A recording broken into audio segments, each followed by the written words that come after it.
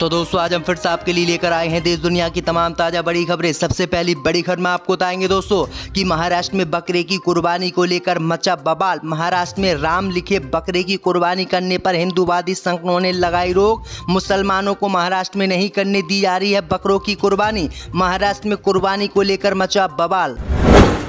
मोदी के तीसरी बार प्रधानमंत्री बनते ही किसानों ने 20 जून से शंभू बॉर्डर पर किसान आंदोलन शुरू करने का किया ऐलान। 20 जून को रेलवे का करेंगे चक्का जाम। मोदी अमित शाह की बड़ी चिंता। सऊदी अरब में भीषण गर्मी का कहर जारी। 19 हज यात्रियों की गर्मी से हुई मौत, 17 लापता। लोकसभा चुनाव में धांधली करके बीजेपी ने उत्तर प्रदेश में जीती 21 सीटें। ईवीएम को लेकर सुप्रीम कोर्ट पहुंचे वकील, अब कराएंगे जांच, फंसे मोदी अमित शाह। लोकसभा चुनाव में बीजेपी का साथ देने वाले नीतीश कुमार को बिहार में लगेगा झटका। बिहार में नीतीश के 4 विधायकों ने दिया इस्तीफा। नीतीश कुमार की बिहार में गिरेगी सरकार, नीतीश की होगी थू थू। तो दोस्तों सभी खबरों को आपको एक एक कर बताने वाले हैं। वीडियो को लाइक कर चैनल को सब्सक्राइब कर दें। इसी बीच पर तो दोस्तों अगली खबर की ओर। तो भारत में आज बकरा ईद का मनाया जा रहा है त्योहार। उत्तर प्रदेश के मुख्यमंत्री और प्रधानमंत्री मोदी ने दी बकरा ईद की बधाई।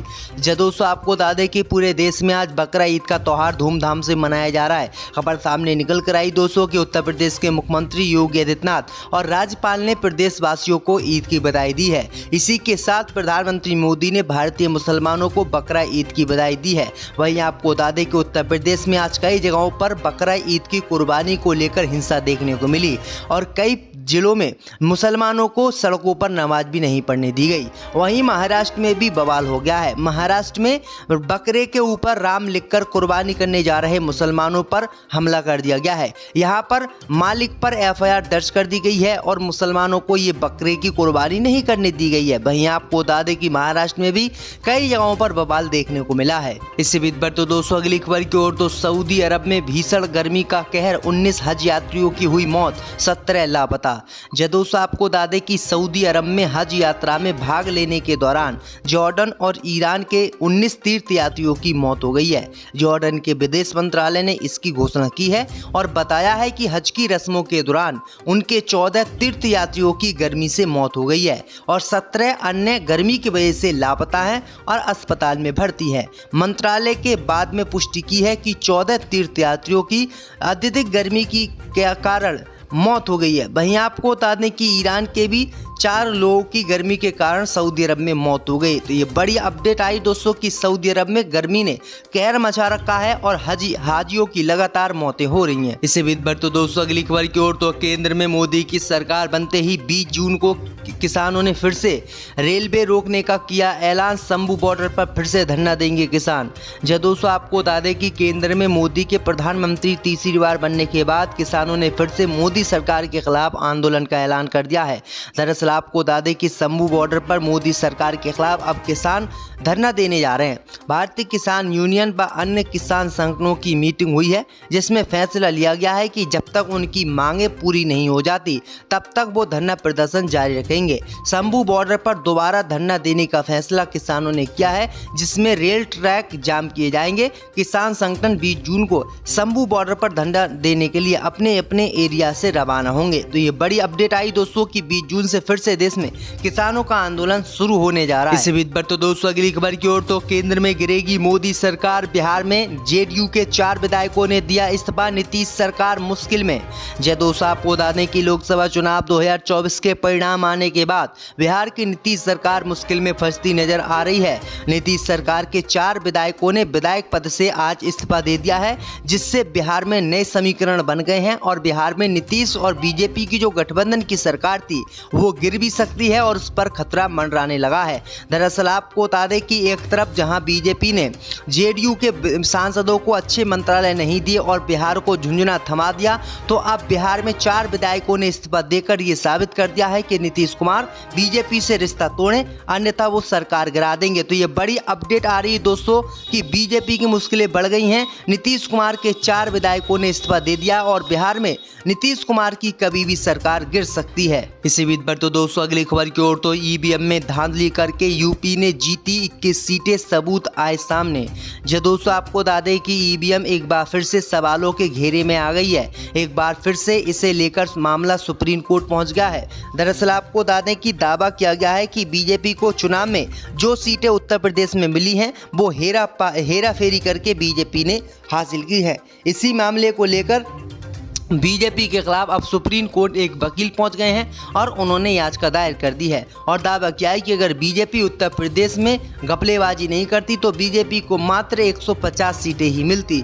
वहीं आपको बता दें कि एडवोकेट नरेंद्र मिश्रा की तरफ से अब सुप्रीम कोर्ट में याचिका दायर की गई है और जाँच कराने की मांग की गई है और कहा गया है कि बीजेपी ने उत्तर प्रदेश में जितनी भी सीटें जीती हैं वो सीटें धांधली करके जीती हैं और 21 सीटें तो ऐसी हैं जिसमें बीजेपी ने खुले तौर पर बेईमानी की है। तो ये बड़ी अपडेट आ रही दोस्तों की भाजपा अब इस मामले को लेकर भी उत्तर प्रदेश में फंस गई है। इसी के साथ प्रधानमंत्री मोदी ने भारतीय मुसलमानों को बकरा ईद की बधाई दी है। वहीं आपको बता दें कि उत्तर प्रदेश में आज कई जगहों पर बकरा ईद की कुर्बानी को लेकर हिंसा देखने को मिली और कई जिलों में मुसलमानों को सड़कों पर नमाज भी नहीं पढ़ने दी गई। वहीं महाराष्ट्र में भी बवाल हो गया है। महाराष्ट्र में बकरे के ऊपर राम लिखकर कुर्बानी करने जा रहे मुसलमानों पर हमला कर दिया गया है। यहाँ पर मालिक पर एफआईआर दर्ज कर दी गई है और मुसलमानों को ये बकरे की कुर्बानी नहीं करने दी गई है। वहीं आपको बता दें कि महाराष्ट्र में भी कई जगहों पर बवाल देखने को मिला है। इसी बीच पर तो दोस्तों अगली खबर की ओर तो सऊदी अरब में भीषण गर्मी का कहर, 19 हज यात्रियों की हुई मौत, 17 लापता।